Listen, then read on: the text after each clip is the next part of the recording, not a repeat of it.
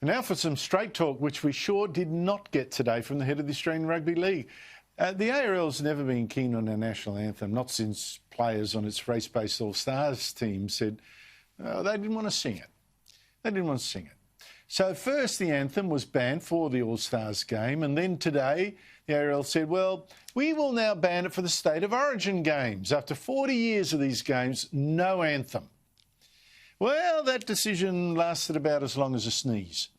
The public erupted, the Prime Minister rang personally to complain, and the ARL backflipped, said yes to the anthem. But how did it get it so wrong? Now, as Chairman Peter V'landys claimed that the original decision to scrap the anthem was never about politics. No, it was because of the rivalry and tribalism associated with the Origin series. Well, joining me is former Federal Labor leader Mark Latham, now leader of the One Nation party in the New South Wales Parliament. Mark, it's good to see you. It's not a political decision to ban the national anthem, Mark. I don't buy that at all. Pull my leg and it will play the national anthem for you. Well, you shouldn't buy it, Andrew, because the head of the NRL, Andrew Abdo, is always talking about diversity inclusion. You know, he's one of these fools who just mouths the words as a feel-good statement without understanding its true political significance. And there's no inclusion when you're excluding the national anthem from a great national event like a rugby league football match between New South Wales and Queensland. Most Australians love the anthem. They feel it gives them a sense of national pride. All our wonderful national achievements, the Anzac legend, all those emotions flow up when we hear the national anthem, starting with the unifying words, Australians all.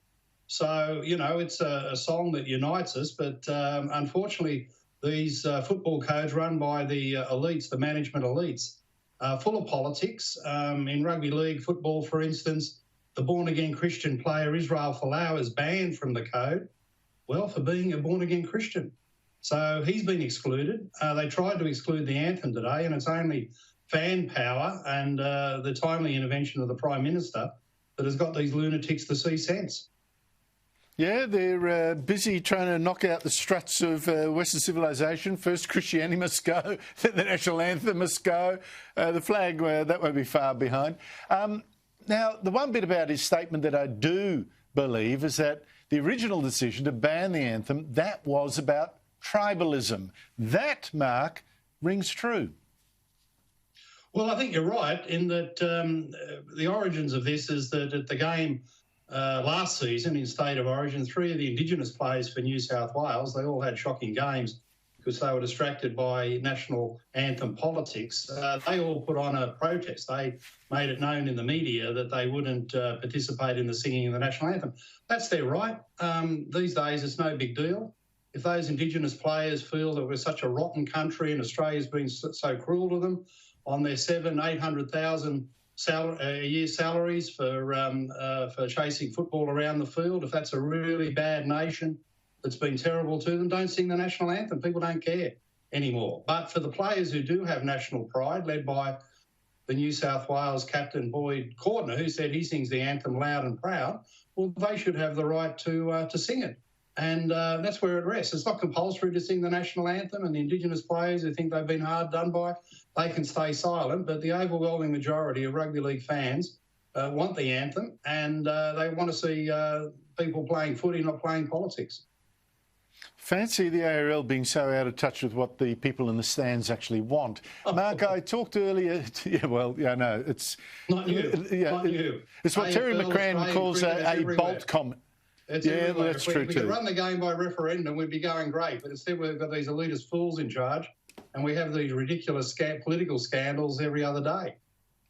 So true. Now, Mark, actually a similar, a different facet of the same problem, I think. I talked earlier to Joel Fitzgibbon, you may have heard it, about Labor now representing the elites, and the Liberals and Nationals, the battlers, which must really stick on your craw, given the kind of Labor Party that you joined in the first place. How did this great switcheroo happen? Well, the embrace of identity politics. Instead of just treating people as you find them, thinking that the best person for the job should get the job, everyone deserves to be treated on their merit, Labor went down the path of saying, oh, no. The major categories here of assessing people are race, gender and sexuality. And it's taken a little while, but there's no doubt that a whole bunch of working class men in particular, white straight men, have worked out all Labor does is sneer at them these days. It sneers at the sort of jobs that they hold, because they probably are carbon emitting jobs. They sneer at their skin colour, their masculinity, their sexuality, being straight white men, and people have had a gutful of it. You know, if you want to go around treating everyone on race, gender and sexuality and saying that black people deserve preferential treatment just because they're black, gays deserve preferential treatment just because they're gay, women deserve preferential treatment just because they're female, well, people will look at that and think, that's not the Australian way, that's not a fair go, that's not a meritocracy, and you don't deserve our vote. And that, quite frankly, is what's happened. Mark, I don't know what... All right, so the CFMEU and the AWU, they go up to Canberra and they say, listen, this is what's happening, global warming, because that's the religion of the, the new elite. Stop pushing it so hard because you're losing our guys. You're losing blue-collar workers. The thing that I don't get is if this is what the unions really do, why do they still keep backing Labor? Now, I know once, there was when John Howard was there, one branch of the CFMEU, the forestry branch, said, we recommend a vote for the Liberals in this election because of Labor's then forest policy. What will it take for some of these unions to do the same now and say, hey, listen, the Liberals could actually represent our members better than do Labor? Why is it still such a tribal allegiance, unions, Labor? Well, I don't recommend that forestry example because it was 2004 and all those workers got done out of their jobs. And at least we had a proper restructuring package for them. But hasn't the CFMEU in Queensland said they've had enough of the Labor Party trying to destroy mining jobs? The mining division up there is more with Matt Canavan than the Australian Labor Party. So, yeah, if unions are to have a future, they must back in the financial interests of their workers, jobs ahead of environmental policy, and Labor itself to regain the support of those blue-collar workers in Queensland, the Hunter Valley, where Joel Fitzgibbon is from. You've just got to look at the evidence about the renewables religion. You know, the AWU, Dan Walton, to his great credit, has produced a figure there to say that every day in Australia, the energy supply comes from 0.08% battery storage. You know, you listen to the renewables religion, they think batteries are sort of the new drop from the sky heaven. But they're just a small fraction. The Snowy hydro scheme number 2, Turnbull's mega expensive fantasy, that won't come online for more than a decade. So it's next to useless in the current environment. What do you do? What do you do not only to keep the lights on everywhere, but have intensive manufacturing when the wind's not blowing and the sun's not out? So what do you do? Well, you need gas. You need gas peaking plants. If you're going to go down renewables, gas peaking plants are essential.